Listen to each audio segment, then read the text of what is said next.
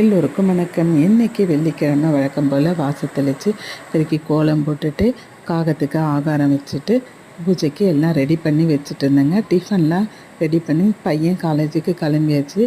அவனையும் காலேஜுக்கு அமுச்சிட்டு பூஜை பண்ணலாம் போனால் பசு வந்தார்.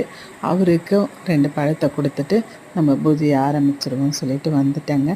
தசாங்கம் தாங்க ஏற்றி வச்சுருக்கேன். தசாங்கம் வீட்டில் ஏற்றி வச்சோம், அவ்வளோ நல்லது, நல்ல மணமாகவும் இருக்குங்க. இது நம்ம வீட்டில் பூத்த மல்லிப்பூங்க. ஒரு 10 மல்லிப்பூவாக நித்தி மல்லி தான் சேர்த்து கட்டி சாமிக்கு வைக்கும் போது பார்க்கவே அழகாக இருந்துச்சு.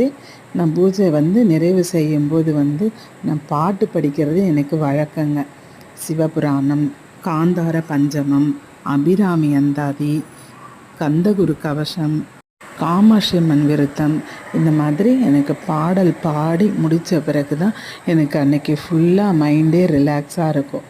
பாட்டு படிக்கிறதுக்குனே ஒரு 45 நிமிஷம் நான் ஒதுக்கிடுவேங்க. எவ்வளோ செலவழிக்கிறோம், எனக்கு கொஞ்சம் பாடி முடித்தாதான் மனசு நிறைவாக இருக்கும். பூஜையும் நிறைவாக முடிச்சிட்டேங்க சந்தோஷமாக.